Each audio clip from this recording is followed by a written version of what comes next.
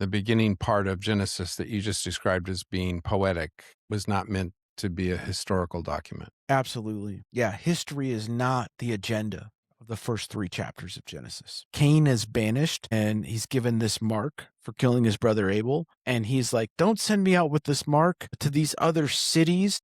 They will kill me." And you're like, "Wait a minute. Other cities? Other people?" You've heard it said, let the conversation begin. You've heard it said, stay with us.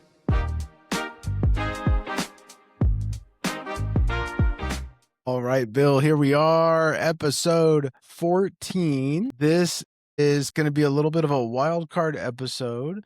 We are going to, a topic that we didn't spend a lot of time preparing for, but we were like, hey, what do you want to talk about? And Bill had some ideas about Genesis. His church has been going through a Genesis series. So, Bill, go ahead, throw it at me. What do you got? What are we talking about? Where are we headed? Okay. So if you've listened to some of our earlier episodes where I talk kind of a little bit about our history, you'll know that as a reminder, I worked in medical care for 40 years. And so that was my career. And COVID happens, and all of a sudden, the evangelical church comes out with all of these stances that are not in line with what medical science is putting out there, right? I mean, certainly there was a group of MDs that came out speaking out against things. It's interesting, there was a whole study done by the medical group that documented there was about 50 doctors that had influence, either because they had podcasts or they were interviewed and stuff, and they were able to disseminate a lot of disinformation. And they didn't identify them, but that was how that happened.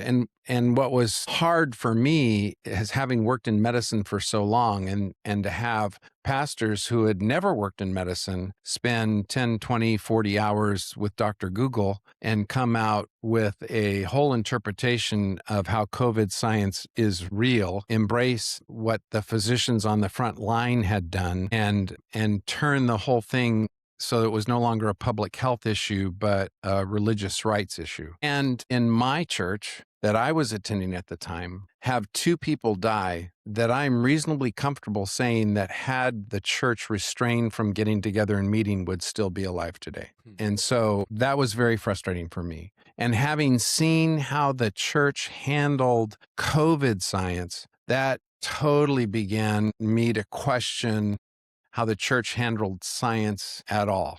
And this certainly one of the applications for that is how they address the idea of evolution versus creationism, young earth versus old earth. And this involves going back and looking at Genesis. And that's what you and I were talking about. And that's kind of our topic today. And I'm going to read Genesis 1, 6 through 8, because that's what we were talking about. And it said, "Then God said, let there be a space between the waters to separate the waters of the heavens from the waters of the earth." And that is what happened. And God made this space to separate the waters of the earth from the waters of the heavens. And God called the space sky. And evening passed and morning came, marking the second day. And so just to describe this, at this time, the science of what Genesis wrote is that there was some dome placed over the earth that separated the water from the sky from the water on the earth. And so when people would look up, they would see a blue sky. And the reason they thought it was a blue sky is because they felt like there was water on the other side of this clear dome that they could see. And then there was water down below. So today, we clearly know that's not the case. That's not why the sky is blue. There's not a dome up there holding the water back. But it was interesting that, Jared, I'm going to let you share a little bit about what you had learned about creation science in terms of how come that dome's no longer there and what happened. But anyway, go ahead. Yeah, so, I mean, there's a lot to unpack there, Bill, and part of me wants to zoom in on some of that COVID discussion a little deeper, but for the sake of the argument, let me tell you what I was taught with the Genesis narrative. So I was taught that there was this dome over the earth, a dome of water. And the way they convinced this teaching to me when I was in Sunday school as a child was, hey, up until the flood, there is no mention of rain, only dew. And I was like, mind is blown. Okay, so there's this barrier of water over the earth, and then they go, and the flood was a result of God breaking that barrier, and all that water comes down and it floods the world. Now, in hindsight, as an adult, I'm like, wait a minute. That's 7 chapters of Genesis. That's it. So just because in 7 chapters it doesn't mention rain doesn't mean that there wasn't rain ever before then. But I was taught that it literally never rained until the flood was the first rain on the earth.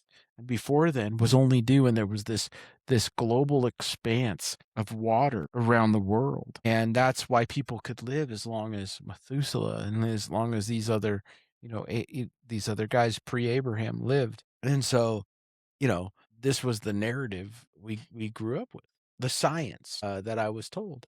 Now, I don't know. I'm not a geologist. I'm not a, meteorologist. I don't know how the flood could have worked, but that's what I grew up believing. So, and the other thing you talked about, though, is you described what, a panacea? Is that correct? Yes. Yes. So Panacea, the United Continents all came together, and if you look at the continents, you can see they kind of look like puzzle pieces, and you just put them all together, they'll all fit in one form, and that the flood is what separated all these continents out. Now we have 7 continents, but before then we only had one. So that was part of the science that I was taught in Sunday school. So as I'm questioning the science, of creation versus evolution and so forth, the thing that I shared with you is it's interesting to me that all the continents look like puzzle pieces that would, if you could just slide them all together, it looks like they would all fit and be one landmass, which makes total sense. But what doesn't make sense? And have you even heard that there's like geology on each coastline that like only matches the other coastline? No, I haven't heard that. That like there are certain fossils on the Africa coast that match the fossils on the South America coast. Okay. So it reinforces this Pangea idea. So I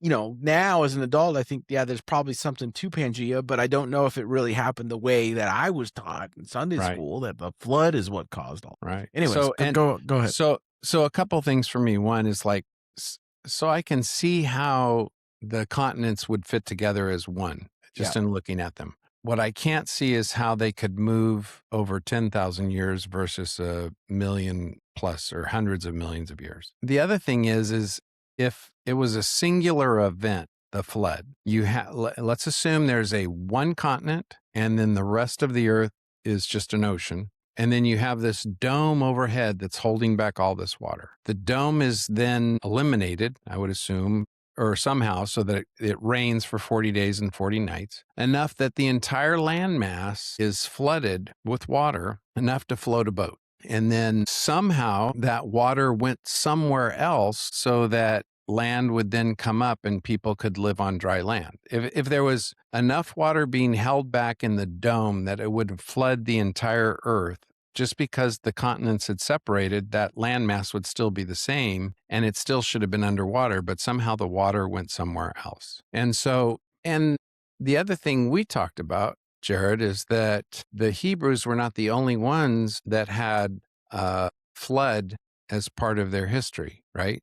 There were other nations, other countries that had talked about a worldwide flood that had affected the earth. And it was written before the Hebrews version was written. And so that's a tricky one. Yeah. I mean, that was there before. The Epic of Gilgamesh is the main one I know. It's Sumerian, and it does predate the Old Testament. And so the only way to be a conservative Bible scholar and reconcile that dilemma is you would have to say that the Hebrew oral tradition predates the Epic of Gilgamesh written tradition. Okay. So in other words, like the Hebrews knew the story of the flood, they just didn't write it down until the days of Moses, whereas the Sumerians had their own story of the flood and they wrote it down before the Hebrews wrote out Genesis. So after how I witnessed the evangelical church handling the science of COVID, I began to question all of that science.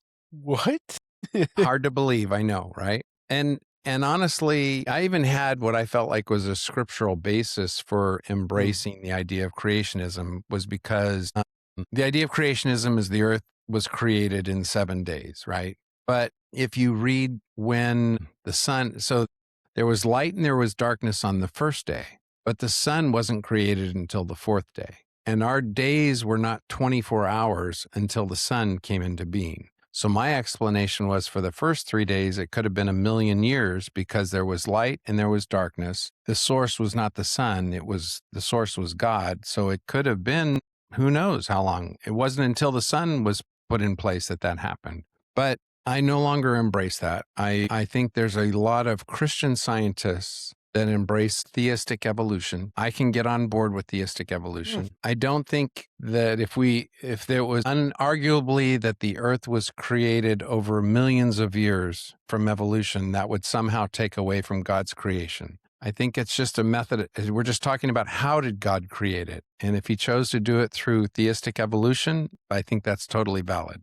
And it's probably a stronger argument from Christian scientists that want to be faithful to their beliefs, but at the same time embrace the science that's before them. And so because of COVID and how I've seen them, I've gone the other way. Now, I wanted you to talk a little bit about this because this is something you introduced to me several years ago that I never knew about, but Genesis has different parts to it. And maybe you can talk about how that's delineated. Yeah, so okay, there's a lot there, Bill. Where do I want to start with this? So, first of all, I want to say that a lot of times we get the scriptures wrong because we assume we know what they're doing and how they're communicating to us, but we often misunderstand the context of the scripture itself. Let me give you an example. The book of Psalms, 150 Psalms. Seems pretty straightforward. 150. That's an exact number. Well, the book of Psalms is actually 5 books of Psalms. And each book was curated, intentionally chosen, filled with Psalms for a specific season and a specific purpose. So you have these 5 books that all have these praise songs to the Lord, but yet each one has kind of its own agenda. So you have the songs of David, the Psalms of David in the book 1. And then, the other books kind of build on the story. And essentially, I've actually heard it argued that if you take all 5 books as a whole, they tell the story of Israel. And so there's a lot of theology happening in the composition that we are most of the time, completely ignorant of. We just read it. Oh, this is Psalm 112. Great. Yeah. Let's read it. This is Psalm 90. Great. But yet each of those 5 books have characteristics within themselves. In fact, they have intentionality in the psalm that ends each book and the psalm that begins the next. And we call them the seam psalms that run in between the books. So there's a lot going on that we're just kind of like oblivious to. And I would apply that to Genesis, the book of Genesis as well. The first 12 chapters of Genesis cover 2,000 years of history. And from Genesis 12 to Genesis 50 cover another 2,000 years. Is that right? Or maybe it's from Genesis 12 to Abraham. Yeah, Abraham to Moses. Yeah, it's a long time. So you have these big segments happening in a very short amount of time in Genesis 1 through 12. On top of that, Genesis 1 through 3 is incredibly poetic. We're reading Hebrew poetry at its finest. And so we have to let the text be what it is. This is where a lot of readers get this wrong. They just want to read it straight through and give me the story. Tell me what happened. But I think when we take our science and put it on top of the Genesis story, we're going to be wrong every time. Because the Genesis story is a poem about the great creator of the universe, making man and bringing something beautiful out of nothing. That's a theological message, not a scientific truth. So all of that to say, it messes with how we think about the creation of the world, theistic evolution versus regular evolution versus young earth versus old earth. I like to start with the text. This is what God gave us. He gave us his word. Let's start with that, understand it the best we can, and see where that leads us. So would you go along with the fact that the beginning part of Genesis that you just described as being poetic was not meant to be a historical document? Absolutely. Yeah, history is not the agenda of the first 3 chapters of Genesis anywhere. Whether you're talking about the 7 days of creation or you're talking about the fall of man, history is not the point. The point is to teach us about the Creator God. He made it all. We're from Him. In fact, if you take the historical angle, there's some really big holes in the Genesis story. Like Cain is banished and he's given this mark for killing his brother Abel. And he's like, don't send me out with this mark to these other cities. They will kill me. And you're like, wait a minute. Other cities, other people, you're supposed to be the first two children. Like, where did these people come from? Right. So on a historical, scientific level, the whole thing falls apart. So I would love to hear what other pastors have to say about this. Because why doesn't the church verbalize those questions, you think? Some churches do. I should be fair. Many of them do. I also think there's a tendency to just throw up their hands and say, look, the whole thing is allegorical, and just kind of back out that way. But I think that's kind of a cop-out. To me, I always want to say, what is the text trying to teach me? Why was this written? I think that matters more than anything else. See, and that's why I don't have a problem embracing the idea of theistic evolution, because all we're talking about is how God chose to create. I'm not questioning that God created. He absolutely did. But the question is, how did he do it in a day by snapping his fingers, or did he do it over a long period of time using the science that he's provided us? I mean, in Daniel, it talks about in the latter days, knowledge will greatly increase. And in the last 100 years, it's been amazing how much we've learned as a people about science, about medicine, about cancers, about chronic illness, about vaccines, about viruses, bacteria, all of that. And, this all came from doctors whose primary tool was bloodletting, a couple 100 years ago. Oh, take a cord off of him, he'll be better. But, so we've come so far with all of this medicine, and we embrace, when you get a diagnosis of breast cancer, you go to the most knowledgeable people then these are the doctors and scientists that have devoted their lives to helping people, and they will treat you with what they have found so far. Not that we won't find out more in the next 10 or 20 years, but what we currently know is the best treatment for that cancer to prolong your life. But as Christians, when science says something that might be interpreted differently than what the Bible says, we then slam them and cut them down and saying they're trying to attack our religion. When I think all they're trying to do is trying to show us what modern science is, right? What's interesting is my wife and I actually had a chance to go to the Ark encounter in northern Kentucky. And there was a lot of embellishment in this story in terms of what the Ark was capable of doing and the different jobs that the different family members had. But the one thing that I thought that was very interesting was how absolutely huge that ark was based on the measurements that were provided in the Bible. And I never would have guessed it was as big as it was, right? So that was really amazing to see. Whether it happened that way or not, I don't want to say that, but the fact that they described how long, the boat was created in terms of height, width, and length and stuff. But again, I think there's some insecurity on the church's side that doesn't want it to embrace if science says something different to what the Bible has described. And it's interesting to me that when you had told me this a couple of years ago, that not all of Genesis is historical, but there was a whole poetic side, and it was never meant to be interpreted as a historical document.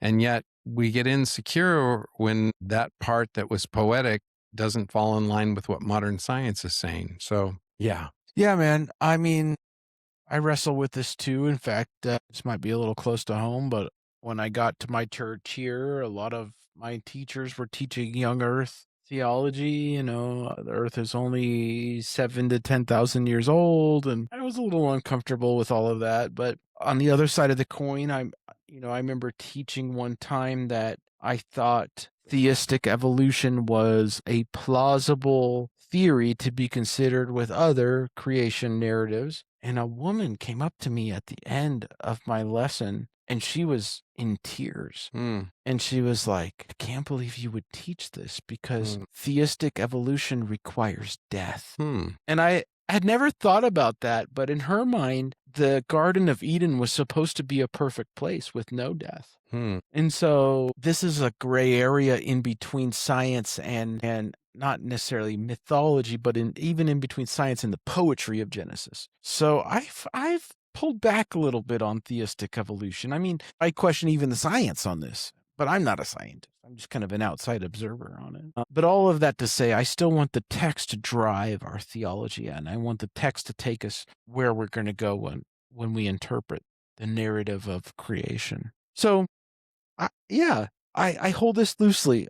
Let's not be dogmatic. Let's not be afraid of science. Let's continue to study and use our modern tech and our AI and all of these things to unravel the mysteries of the origin of life and the origin of creation and things as we know it. But let's also let the scripture stand as what it is and not try to make it something that it isn't, if that makes sense. I think it does. And I think that's what certainly when it comes to Genesis, that's what the church has largely done. And again, we've talked about this in other parts of scripture. That may be a limitation we have on our part because we're trying to interpret a 6,000-year-old document from a culture that we're not from because we're not Jewish, and try and make the application locked in so that this is the way things had to have happened. And maybe we just don't understand how things were written, why they were written, what they meant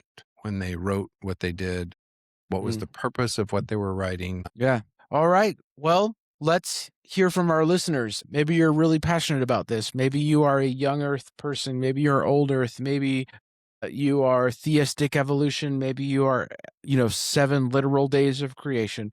Wherever you're at in that, we want to hear what you think, and we would love to start dialoguing more with our audience. So again, one of the things you can do that would really help us, just click subscribe. It helps our algorithms a ton, even when a handful of you subscribe to the podcast. So go ahead, click subscribe, leave a comment, and we'll see you at the next episode. Bill and Jared signing off, episode 14 in the books. Bye.